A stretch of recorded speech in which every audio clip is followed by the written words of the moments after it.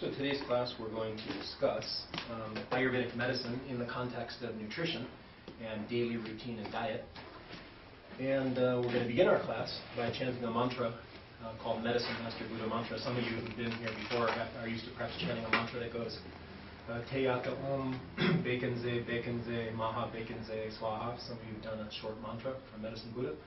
So this is the longer one. I'll explain what these words mean. So traditionally Ayurveda came out of two major traditions.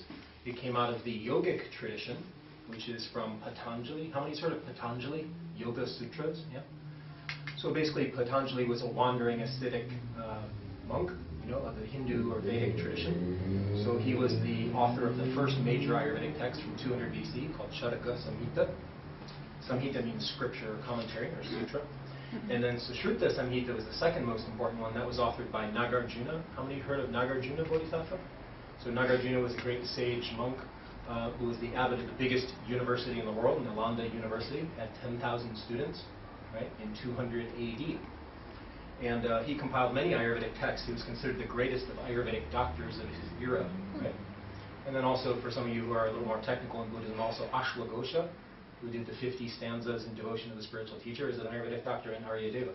So we're going to go over those. And then there's a layperson who, from 700 AD, his name was Bhagavata. Right? Bhagavata means well-spoken. He had a very good ability to talk and give discourses. And Bhagavat, he was basically a Hindu practicing the Vedas, and he converted to Buddhism specifically because of Tara practice and Avalokiteshvara or Chenrezig practice. Right? So out of the three great Ayurvedic doctors, actually two of them are Buddhists, right?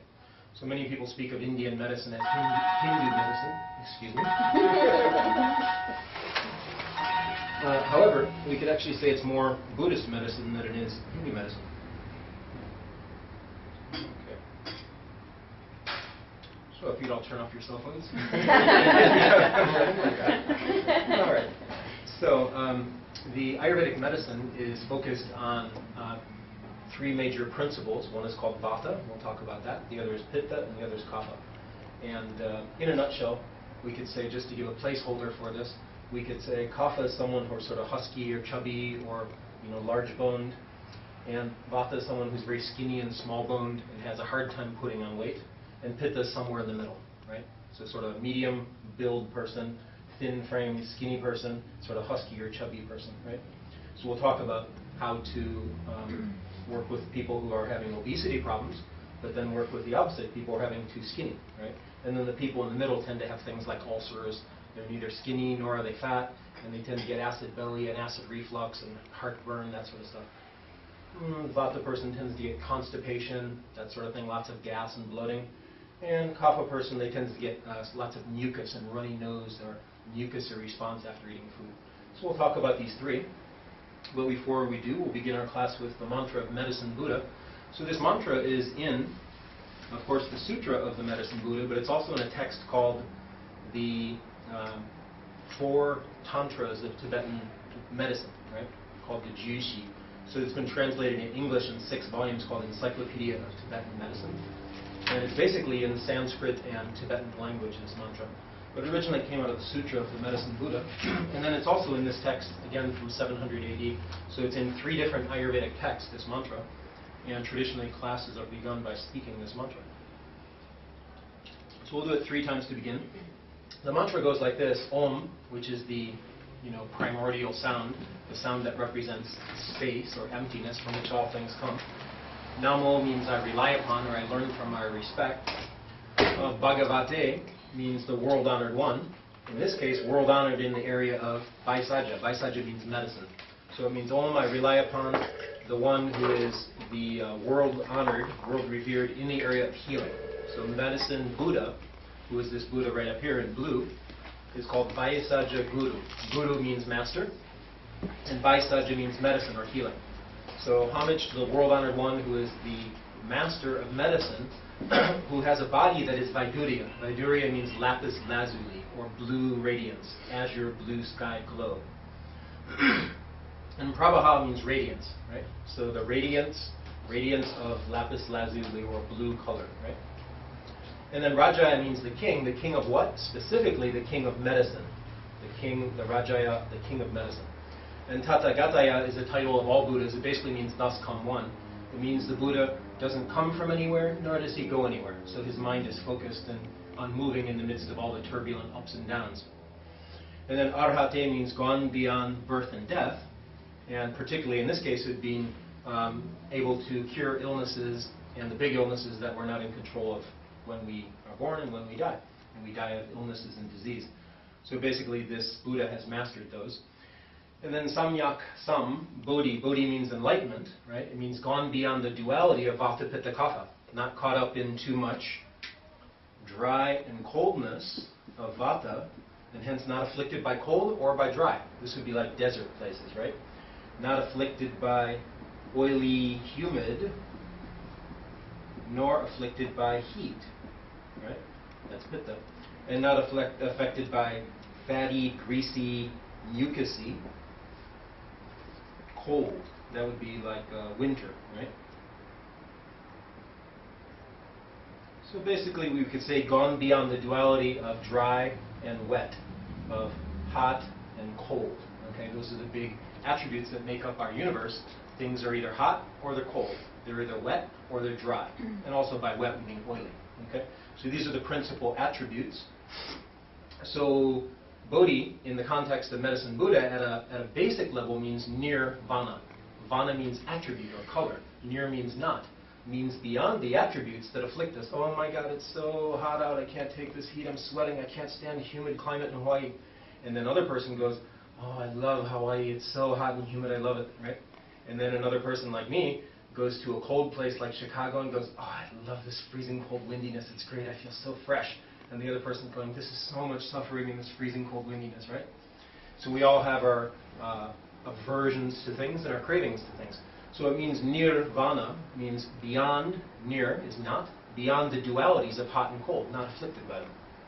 So Bodhi means enlightenment, and Samyak Sam, Sam means equal, means the Buddha, Medicine Buddha, has reached a level where it's all good, whether it's dry or wet, whether it's hot or cold, it's all the same to me, doesn't bother me at all. So Sam means equal, means all things are level and equal. So Samyak Sam, Bodhi means complete enlightenment. Tadhyata, now in Tibetan medicine and Tibetan Buddhism, we don't say Tadhyata. This is from the Sanskrit. In Tibetan, we say Teyata, right? Teyata. It's the same thing. So Tadhyata means the ultimate realization of, right?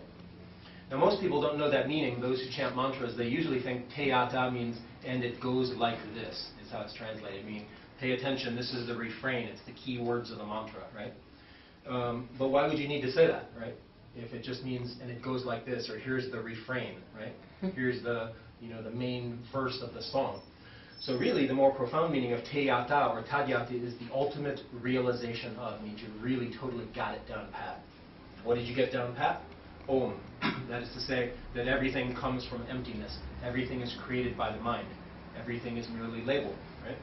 Your mind is what is over your matter. It's mind over matter. It's not matter over mind.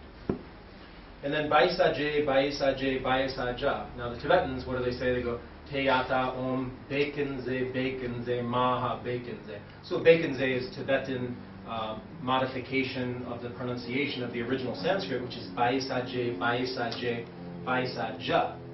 They could throw a Maha in it, and Maha means big. Well, what does Baisaje mean? Baisaje means what we got up here. Baisaja, Medicine Buddha. So basically, Bakenze, Bakenze, Maha, Bakenze, they're going to the healing, to the healing, to the big healing, to the ultimate healing. So, Baisaje, Baisaje, Baisaja. So this means, may I be healed, may I be healed. Oh, I'm already healed, right? This disease called cancer that I was freaking out about before, I'm thinking, oh my God, this is so horrible, maybe I should commit suicide and just do it before it does me in. I can't take it, oh, all this suffering. And suddenly you get a focused, calm mind that understands cause and effect and understands that it really is mind over matter.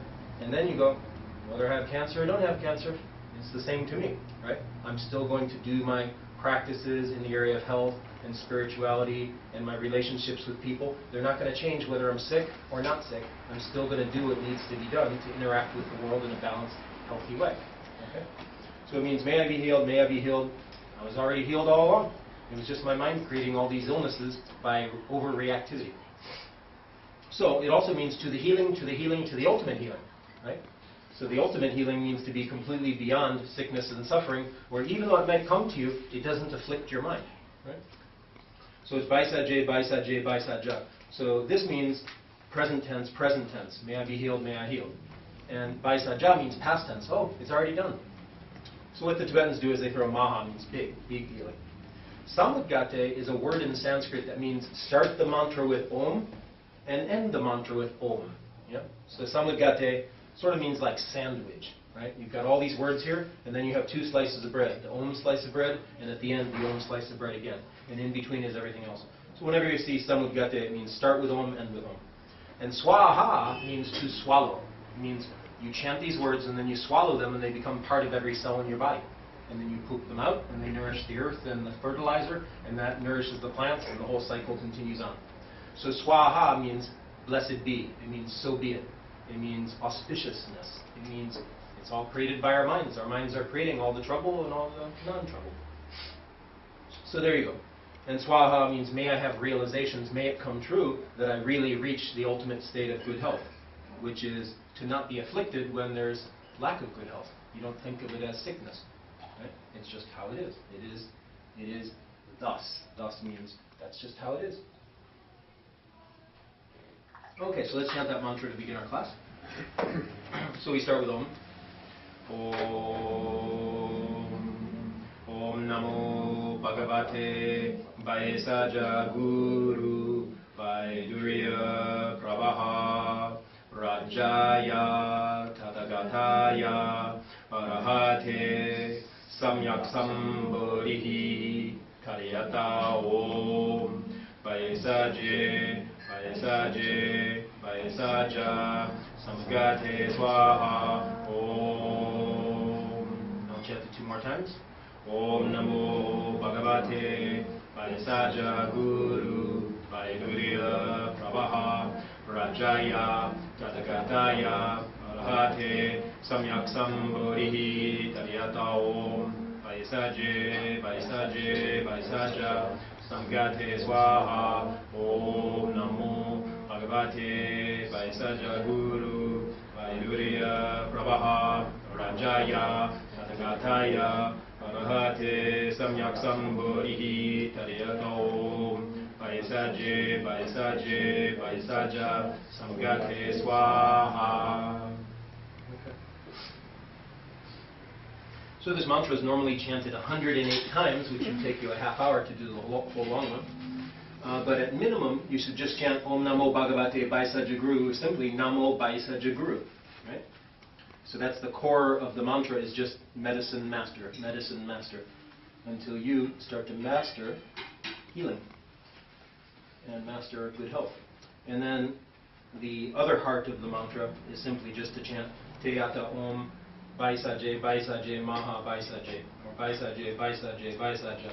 Ultimate realization of everything comes from space. Everything comes from the vast mind that labels things. It labels it, oh my God, it's too hot. Oh my God, it's too cold. I can't handle it. And then your body starts overreacting to your thinking. Okay, so with that as our little introduction to focus our mind, let's look at these 3 constitutions. So I've got some handouts to pass you here. On Vata, Pitta, and Kapha, these 3 Sanskrit words refer to. So everyone take one of those and just pass it on. And then I'll start on this side of the classroom and pass in the other direction. So what we're going to start with is, first of all, we're going to look at what is Vata, what is Pitta, what is Kapha, what are the 3 constitutions in Ayurvedic medicine. And then after we've done that, what we will examine is the flavors, right? So Americans tend to like sweet food and salty and sour, right? But when I was in France and Italy, right, they understand that there actually are vegetables that aren't bland, right? Bland means, in America, I'm from Ohio, all I had ever heard of was iceberg lettuce. When I moved from Ohio and I go to Paris and South of France, Aix-en-Provence, and they have salade frisée, they have frizzy lettuce that's like, looks like frizzy hair, and it's actually called frisée. And then they have arugula, and they have endive, and they have all these bitter lettuces. And then when I find out about Safeway, I see that there's a blend of lettuce called the European Salad Blend. I'm like, wow, that's interesting. What's that? And I taste it. This is back in my early 20s, and it's like, whoa, that's all bitter. That's gross. I like my plain iceberg lettuce. It's just wet and bland. And then I need lots of dressing on it to make it taste good, right? But when I was in France, right, in Italy, I was like, wow, they have all kinds of lettuces with all kinds of flavors. Bitter. I thought bitter was only black coffee, right? Wow, there's vegetables that are bitter. And then I went to Asia, I went to China, and I went to India to study. And I was like, wow, they're serving me this thing that's a cucumber, but it's all wiggly and wrinkly. And they've sliced it up and sauteed it with some tofu and other things, and they call it bitter melon. I thought melon is sweet. It's called watermelon. But this melon is bitter. How can they have that possible? What's that for? And then I find out it's very good for regulating your blood sugar, preventing diabetes, helping you to lose weight, keeping you from getting angry by controlling your liver. Wow, all these different flavors. So slowly as I traveled around the world and left my little contained community of Cleveland, Ohio that I grew up in, where I was mostly eating American food, and the occasional Italian pizza, I basically started saying, wow, there's actually all kinds of flavors beyond sweet, sour, and salty. There's actually spicy. What's that? I thought spicy was only Texas Tabasco sauce, right? But then I moved to California and find there's all kinds of flavors of spicy besides Tabasco sauce. And then I found out there's something called astringent. Astringent means it has like a dry aftertaste. Because I went to France and found out, oh, this wine has a dry taste to it. Dry? How could it be dry? It's wet. You say, but it's wet. How could it be dry? Well, let's talk about astringent, right? What's astringency? So I found out there's sweet, sour, salty, bitter, spicy, and astringent. So there's 6 flavors. But we don't get a chance to taste bitter because most Americans don't drink black coffee. We drink these mochas with extra sugar and extra milk and a latte and all this, right? So a lot of my patients I see, I ask them, can you name a bitter food? They're like, cucumber? No, that's not bitter. Do you take the skin off it? Yes. Well, then it's definitely not bitter, right? So they don't really know. A lot of people, Americans, really can't think of a bitter food unless they're from the West Coast and they're like a gourmet who's used to eating dark chocolate and having a European salad blend, right? So to make a long story short, you're not going to have a balanced, healthy metabolism, a balanced, healthy growth, and a balanced, healthy movement, right? So basically we could say Pitta represents digestion and metabolism, and Kapha represents growth, and Vata represents movement, right? So you're not going to have healthy movement, healthy digestion, healthy growth unless you have a variety of flavors in your diet all the time. It means you need some sweetness in your diet. Well, everyone knows that in America. It's our #1 flavor is sweet. You need some sourness in your diet. Okay, we all know that. It's called what? Vinegar. Okay? And we all know that you need some salty, and we put salt like crazy in everything. So of course we know about that. But then, what about having bitterness? That's interesting. There's something bitter besides dark chocolate.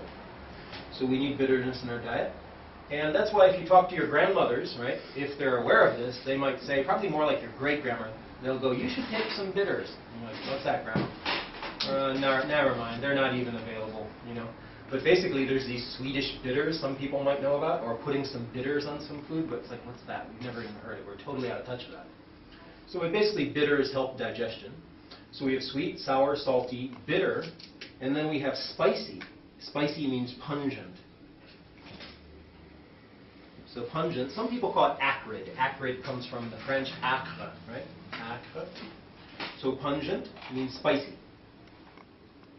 So this means like chilies, right? Spicy. And then we have astringent. What's astringent? It means the skin of the cucumber has a certain bitterness, a certain astringency. What's astringent? It's a dry white wine as opposed to a sweet white wine, right? What is astringency? It's when you're eating the banana and there's those little strings in the banana. You go, I don't need to pull those strings off just because they're not sweet. I can eat those little stringiness in the banana, and it's like, there's a certain dryness to this. Oh, and I don't need to put tons of cream and sugar in my tea because tea, green tea, and especially black tea, has a certain astringency. It sort of dries your mouth a bit, right? And that might be useful if you're too mucusy. So hence, the other major flavor is astringency. Astringent means dry. So a dry white wine, as opposed to a sweet white wine. Okay, so these are the major flavors, and we can say that Ayurveda explains that in our culture, we are super hyperactive, right? So American culture, and we can also say English culture, because I lived in England long enough to say so. I wouldn't say French culture. They've got something going in Italian culture that they're not as frenetic, even though they might be quite busy. They actually stop and have an hour and a half lunch, or at least a solid hour, where you properly eat in a restaurant or at home, right? You don't move your mouse while eating a sandwich, while checking email, and you don't take your cell phone in one hand with your knee steering the wheel of the car in a traffic jam, eating the sandwich. Hang on, I'm on my way, I'll be there soon. Just wait. No, I can't eat for lunch, I'm in a traffic jam. So when I was in France, my boss would say, relax, have your lunch. And I was like, there's work to be done, I got to do some work. And in the south of France, they locked the corporate office. 200 people couldn't get into the office in Aix-en-Provence. They're like, I got to go back to work. And they said, no, il faut faire une pause, you must make a break and have some relaxation and some good food. It'll harm your digestion if you work while eating. I'm like, gosh, this is a strange country. I got to get used to this. I think it's pretty good, but it's really weird. I guess I'm going to have to get used to this kind of lifestyle. You know, and I have 6 weeks vacation, 5 weeks vacation. What's that? That's unheard of in the West, in America. So basically, I started to learn that our culture is totally frenetic. We're always doing things while doing something else. We're multitasking. We're not multitasking kings. We're actually not so good at it, most of us, right? So why in American culture especially do we mostly eat sweet, sour, and salty? Nothing else, right? And we more or less don't know about bitter, spicy, and astringent, except if you're a gourmet on the West Coast and the East Coast. And the reason is because the flavors that most soothe and calm a monkey mind and a hyperactive, frenetic body is sweetness. Because sweetness has a certain earthiness and waterness to it. And sour, because sour stimulates your salivation. And salty, because salt causes water retention, right? So these three flavors soothe disturbances of too much windiness, right? So vata is wind. And what do we say as an expression? We say the winds of desire, and we say the winds of change, right? Okay? So vata represents two principles, space as an element and air. Okay? So if you're really spaced out, oh my God, I can't follow anything, and then you eat a little candy bar, a little piece of chocolate or a cookie, you get a little bit calm, okay? It's because sugar is very grounding and it stops you from being spacey in moderation. And if you're passing gas as in pass wind, right, and you're having lots of burping, bloating, and farting due to too much air in your stomach and your digestive system, some sourness and saltiness in moderation will actually help all of your gas and bloating and burping and farting, right? But if you're eating predominantly sweet foods with sour and salty lacking for some reason, right, which some people do, you're going to have a lot of gas, okay? That's why sometimes when people eat ice cream or like frozen yogurt or some very sweet yogurt, they start getting lots of bloating and gas. It's because they need something to spice it up, to counteract the heavy bloating qualities that it might cause in someone who has vata-style digestion. What is vata-style digestion? Well, it's just like the wind. The wind is irregular. Irregular. So those of you who are into Tibetan Buddhism for a while, you might have started hearing the word lung, right? Oh, I'm so lung after chanting, 5,000 mantras over a long retreat for a whole week. Lung, when a Tibetan person says, I'm very lung, it means they're very vata, right? It means their mind is sort of hyperactive and just moving so much. Okay. So Pitta principle represents fire element, but Pitta principle also represents water. So fire and water. Okay. Kapha principle represents water, and Ka in Sanskrit means water, and Pha means flourishing of water. So especially water. But it also represents earth. And when you mix water and earth together, what do you get? You get mud or cement, right? Okay. So let's do a little overview on this. And then I'll talk about the specific aspects of good digestion and nutrition. Now, I presented a lot of these concepts that we're going to talk about when I first studied Ayurveda in the mid-1990s, just moved back from France, was still good friends with someone from countryside of Toulouse, and I explained all this to him, and he went, "Mais oui, bien sûr, c'est normal." But of course, it's just normal. What do you have to talk about this for? I'm like, really? I thought this was revolutionary. It's incredible when I learned this, right? And he goes, you Americans, boy, you go to Costco, and soon it will be 24-hour Costco. You could get whatever you want at any time of the day, 24 hours a day, 7 days a week. And of course you have to study this because you're not in touch with the rhythms of nature as I am as a farmer living outside the countryside outside of Toulouse, right? And then I get on the Amtrak and I'm riding the Amtrak and I meet an 85-year-old grandmother visiting all by herself all of her 40 or 50 grandkids and grandkids. And I tell her all about Ayurveda, and she's from a farm in North Dakota, and she goes, "You city people have to talk about all this stuff. It's just common sense. But it's good at least you're talking about it. Most people they're not even aware of these things." I'm like, wow, this is interesting. So, in the modern world, we're quite out of touch with these concepts. So that's what the goal of this seminar is, to give you a little introduction to good health as it pertains to the flavors, right? And how they affect our health. So, Vata has the following attributes. So if you look on the handout there, you see on where it says here, the connection of the elements in the food, right? And for those of you following along on the video, listening on archive.org, where this video is available, this is from Ayurvedic Cooking for Self-Healing from Dr. Vasant Lad and his wife Usha, right? So it says there's 5 elements: earth, water, fire, air, and space. Okay? So let's look at space and air. So space represents things that are very mind-expanding or mind-altering, such as alcohol, hypnotic and narcotic, right? Marijuana, LSD, cocaine, tobacco. It represents things that excessively expand our mind in a spacious way. But at some point, if you do them too much, people might start calling you a space cadet, right? So it means you've got way too much spaciness, being spaced out. So then air represents things that get dried out. So if you left some vegetables out, right, and you didn't refrigerate them, at some point they're going to get dried out. If you left a piece of meat out, at some point from the air, it's going to cause it to dry out. Okay? So airiness, it talks about things such as raw vegetables. If you think about it, if you have broccoli or cauliflower, it's very airy, right? And if you ate a potato, it's sort of airy, right? But then when you cook it, it becomes quite wet, okay? And it becomes very soft. So things that are airy, they tend to be dry, okay? And if you think about it, airy also means windy. So if we went to the desert of New Mexico or Arizona or Nevada, we would find it's very windy and airy there, right? It's very windy. And hence what happens? The water evaporates from excessive windiness, right? So the air is Vata. Can someone pass her one of those? The 2 sets of them from the extras?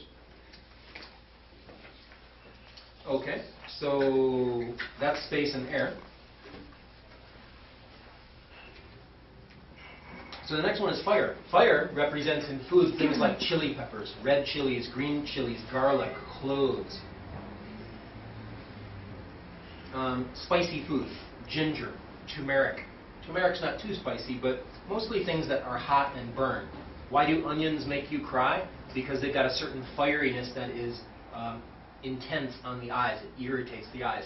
If you chop an onion or garlic and then you rub your eyes after chopping the garlic, it's going to burn like crazy. Same with chili pepper. So foods that are fiery are very pitta. Okay. Now what does pitta mean in Sanskrit? We said that vata means wind, and in Tibetan that's called long, or wind. Pitta literally means yellow. So if we look at foods that are yellow, right? Yellow is the color of fire, right? If we were a little kid and we're drawing in a coloring book, a picture of the sun, we would probably reach for yellow. But we'd also reach for orange and red. So foods that are red, orange, and yellow, they have a certain fieriness to them, right? Maybe not at a strong level, but it's certainly there. Okay? So that's the fire aspect. Then water aspect. So water aspect is milk and dairy, right? So unless you're very, very healthy with very strong digestive fire, if you drink cold milk in excess, right, or if you're out of balance, cold milk at all, and certainly ice cream, you're probably going to get a little bit of runny nose or sniffles, just a little bit, right, unless you're very healthy. If you're healthy, no problem, then you go, so far so good. What's wrong with eating cheese straight out of the refrigerator? When I was in France, in Bourgogne, in the countryside of Burgundy, I said, why are you putting your cheese in a bird cage and setting it out in the sun? This is very strange. Why don't you put it in the refrigerator? It's going to spoil. And he said, no, this is a cage à fromage. It's a cheese cage, not a bird cage. And I went, really? That's really strange, but okay, tell me.